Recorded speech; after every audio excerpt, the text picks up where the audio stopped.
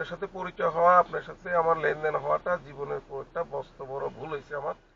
গাড়ির ভেতর বাদিকে চোখে কালো চশমা, স্ট্রাইপ টি শার্ট গায়ে বসে আছেন খুলনার স্থানীয় সরকার প্রকৌশল অধিদপ্তরের নির্বাহী প্রকৌশলী AK আনিসুজ্জামান। পাশে সাদা পাঞ্জাবি পরহিত যশোরের ঠিকাদার আবুল কালাম। কথা বলতে বলতে করছেন আর্থিক লেনদেন। দেখে মনে হতে পারে পাওনা টাকা ফেরত দেয়া হচ্ছে, কিন্তু বিষয়টি মোটেও তা নয়। মূলত ঘুষের টাকা ঠিকাদারকে ফেরত দিচ্ছেন নির্বাহী প্রকৌশলী। তাদের কথোপকথনে তেমনটা স্পষ্ট। সম্প্রতি এমন একটি ঘটনার ভিডিও ভাইরাল হলে সামাজিক মাধ্যমে আলোচনা সমালোচনার ঝড় ওঠে। চাঞ্চল্যকর ঘটনাটি ঘটেছে খুলনার টুটপাড়া এলাকায়।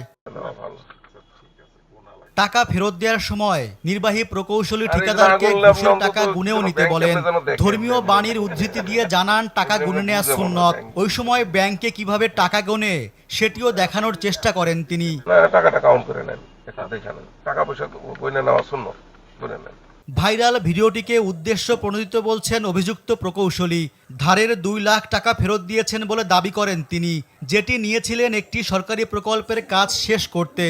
এটা তার 2 লক্ষ টাকা আমি ধার নিয়েছিলাম যশোর এয়ারপোর্ট থেকে। ওখানে 3 কিলোমিটার একটা রাস্তা আছে, হঠাৎ করে আমাদেরকে ওখানে স্পিড ব্রেকার তোলা এবং রোড মার্কিং করা লাগছে। ওটা দিন রাতে 48 ঘন্টা সময়ের মধ্যে এটা আমাদের করা লাগছে।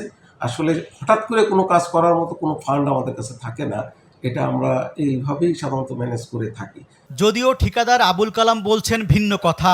তিনি জানিয়েছেন যশোরে 4টি কাজের জন্য 16 লাখ টাকা ঘুষ নেন আনিসুজ্জামান। আরও টাকার জন্য চাপ দিলে মামলা করেন। পরে বাধ্য হয়ে সম্প্রতি 2 লাখ টাকা ফেরত দিয়েছেন। ওনার 16 লাখ টাকা দিয়েছিলাম, 2 লাখ টাকা ফেরত দিয়েছে। বলেছিল যে আমি অ্যারেঞ্জমেন্ট করে দেবো। আপনি ওই যে মামলা করার পরে বেশ কিছুদিন ধরে আমার সাথে একটু মানে লিয়াজো করার চেষ্টা করে। খুলনার স্থানীয় সরকার প্রকৌশল অধিদপ্তরের অতিরিক্ত প্রধান প্রকৌশলী জানিয়েছেন, আনিসুজ্জামানের বিরুদ্ধে ওঠা অভিযোগ প্রমাণিত হলে ব্যবস্থা নেওয়া হবে।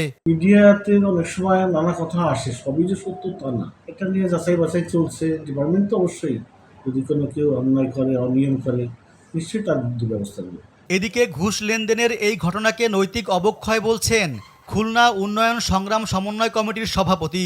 এরকম ঘুষ দুর্নীতির বিরুদ্ধে সোচ্চার হওয়ার আহ্বান জানান তিনি।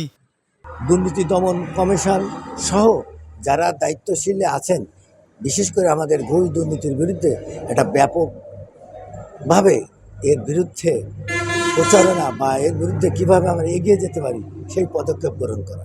দুর্নীতি করে কেউ যেন পার না পেয়ে যান, সেদিকটায় দুর্নীতি দমন কমিশনকে সজাগ থাকার আহ্বান জানালেন এ নাগরিক নেতা। নিউজ ডেস্ক, দেশ টিভি।